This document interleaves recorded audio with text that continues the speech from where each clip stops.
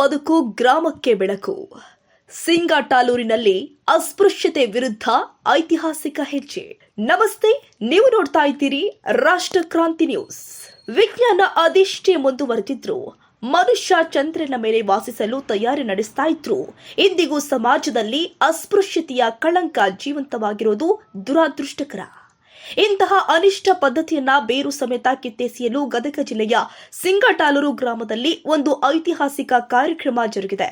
ಹೌದು, ಅಸ್ಪೃಶ್ಯತೆ ನಿರ್ಮೂಲನೆಗಾಗಿ ಸರ್ಕಾರಿ ಇಲಾಖೆಗಳ ಸಹಯೋಗದೊಂದಿಗೆ ವಿಶೇಷ ಕ್ಷೌರಿಕ ಅಂಗಡಿಯನ್ನ ಉದ್ಘಾಟಿಸುವುದರ ಮೂಲಕ ಸಮಾಜಕ್ಕೆ ಹೊಸ ಸಂದೇಶ ಕೊಡಲಾಗಿದೆ. ಗದಗ ಜಿಲ್ಲೆಯ ಸಿಂಗಾಟಾಲೂರು ಗ್ರಾಮದಲ್ಲಿ ಇತ್ತೀಚೆಗೆ ಅಸ್ಪೃಶ್ಯತೆ ನಿರ್ಮೂಲನೆ ಜಾಗೃತಿ ಕಾರ್ಯಕ್ರಮ ಬಹಳ ಅರ್ಥಪೂರ್ಣವಾಗಿ ಜರುಗಿದೆ.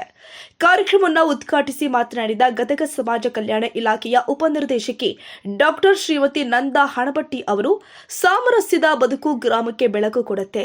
ಪ್ರತಿಯೊಬ್ಬರೂ ಮೇಲು ಕೀಳು ಎನ್ನುವ ಕೀಳರಿಮೆ ತೊರೆದು ಸರ್ವರು ಸಮಾನರು ಎಂಬ ಉದಾತ್ತ ಮನೋಭಾವನೆಯಿಂದ ಬಾಳಬೇಕು ಅಂತ ಕರೆ ಕೊಟ್ಟಿದ್ದಾರೆ.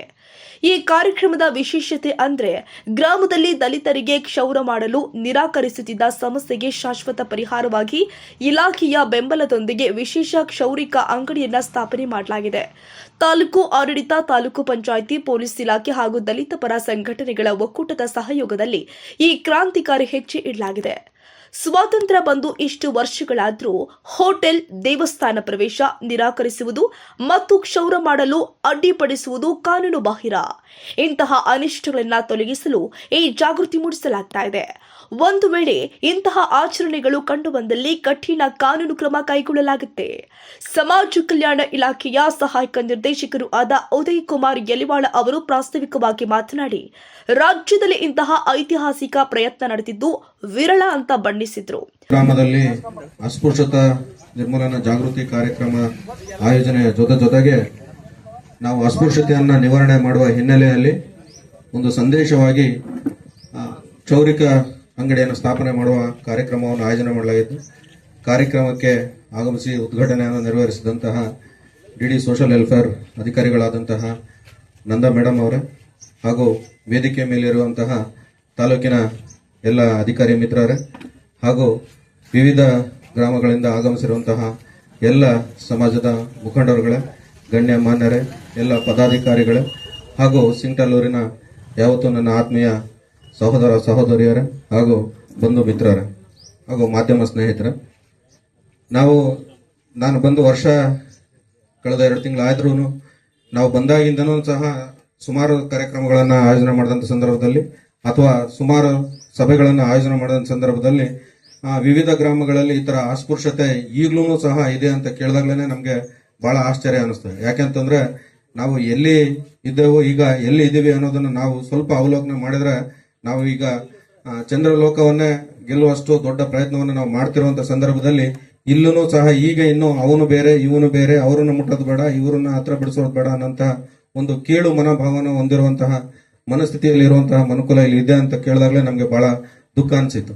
ಆ ವಿಶೇಷ ಹಿನ್ನೆಲೆಯಲ್ಲಿನೇ ಈ ಕಾರ್ಯಕ್ರಮದ ಮೂಲಕ ಅಥವಾ ಜಾಗೃತಿ ಕಾರ್ಯಕ್ರಮಗಳನ್ನ ಇನ್ನಷ್ಟು ಆಯೋಜನೆ ಮಾಡೋದ್ರ ಮೂಲಕ ಇದನ್ನ ಹೇಗಾದ್ರೂ ಮಾಡಿ ನಿವಾರಣೆ ಮಾಡಬೇಕು. ಇದರಿಂದ ಸಮಾಜಕ್ಕೆ ಅನಿಷ್ಟವೇ ಹೊರತು ಇದರಲ್ಲಿ ಯಾವುದೇ ಬೆಳವಣಿಗೆಯನ್ನು ಕಾಣಲಿಕ್ಕೆ ಸಾಧ್ಯವಿಲ್ಲ ಅಂತ ಹೇಳ್ಬಿಟ್ಟು ನಾವು ಇದನ್ನ ಅನೇಕ ಮುಖಂಡರುಗಳ ಜೊತೆಗೆ ಹಾಗೂ ಎಲ್ಲ ಸಂಘಟನೆಯ ಪದಾಧಿಕಾರಿಗಳ ಜೊತೆಗೆ 2-3 ಸಭೆಗಳನ್ನು ನಾವು ಹಿಂದೆ ಮಾಡಿ ಈ ಗ್ರಾಮದಲ್ಲಿದ್ದಂತಹ ಅಸ್ಪೃಶ್ಯತೆಯನ್ನು ಕುರಿತು ಯಾರು ಇದನ್ನ ಮ್ಯಾನೇಜ್ ಮಾಡ್ತಾ ಇದ್ರು ಅಂದ್ರೆ ಅದನ್ನ ಆತರ ಅಸ್ಪೃಶ್ಯತೆಗೆ ಪಾತ್ರರಾಗಿದ್ರು ಅಂತವ್ರನ್ನೆಲ್ಲರನ್ನೂ ಸಹ ಕರೆಸಿನೂ ಸಹ ನಾವು ಸಾಕಷ್ಟು ಚರ್ಚೆನ ಮಾಡಿದ್ದೇವೆ.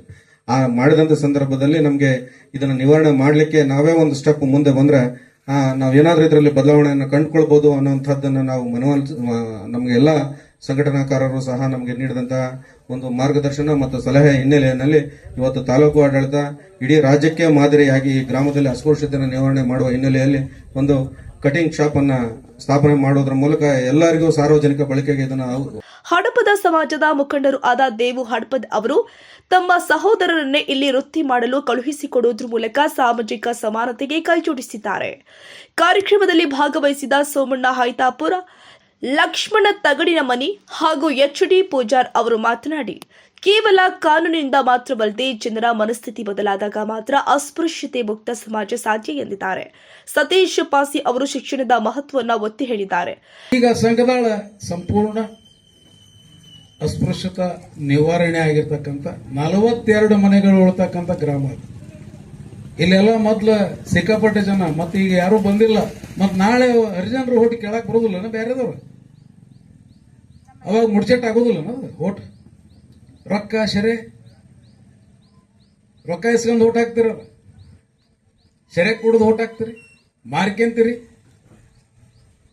ಮತ್ತೆ ಅವಾಗ ಕೇಳ್ಬೇಕು, ಅವಾಗ ಯಾರು ಬರೋದಿಲ್ಲ ನೋಡ್ರಿ, ಬೆಳೆಯಂಗೆ ಬೆಳೆ ಚೊಣದವ್ರು ಯಾರ್ಯಾರು ಬರೋದಿಲ್ಲ, ಮತ್ತು ನಾವು ಬರ್ಬೇಕು ಅವಾಗ.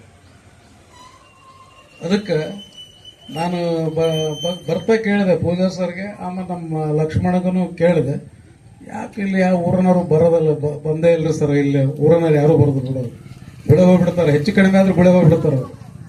ದೇವರು ದಿನರು ಹೆಣ್ಣದೇವರು ಗಂಡದೇವರು ಎಲ್ಲ ಬೇಡ ಬೇಡ ಅಂದ್ಬಿಡ್ತಾವೆ. ಎಷ್ಟೆಲ್ಲ ಹೇಳಿದ್ರು ಮತ್ತು ಕಲ್ಲು ಕರಗಿ ಹೋಗಿತ್ತು, ನೀರು ಬತ್ತಿ ಹೋಗಿತ್ತು, ಕಟ್ಟಿಗೆ ಸುಟ್ಟು ಹೋಗಿತ್ತು. ಇಂಡಿಯಾದಾಗ 3 ದೇವರು, ಕಲ್ಲು ದೇವರು, ಕಟ್ಟಿಗೆ ದೇವರು, ಮಣ್ಣದೇವರು. ಕಟ್ಟಿಗೆ ಸುಟ್ಟು ಹೋಗಿತ್ತು, ಕಲ್ಲು ಕರಗಿ ಹೋಗಿತ್ತು, ನೀರು ಬತ್ತಿ ಹೋಗಿತ್ತು, ನಿಮ್ಮ ನೆತ್ತ ಬಲ್ಲರು. 63 ಪುರಾತನ ವಚನಕಾರರಲ್ಲಿ ಅಪ್ಪಣ್ಣನವರು ಒಬ್ರು. ಅವರೇ ಹೇಳ್ತಾರಲ್ಲಿ, ನಮ್ಮನ್ನ ನಾವು ಗುರ್ತು ಮಾಡ್ಕೊಂಡಿಲ್ಲ, ನಮ್ಮನ್ನ ನಾವು ಅರ್ಥ ಮಾಡಿಕೊಂಡಿಲ್ಲ, ಇನ್ನು ಈ ಅನಿಷ್ಟ ಪದ್ಧತಿ ಹೋಗುತ್ತೇನೋ ಅಂತ ಕೇಳ್ತಾರ ಅವರು. ಅದಕ್ಕೆ ನಾ ಹೇಳೋದು,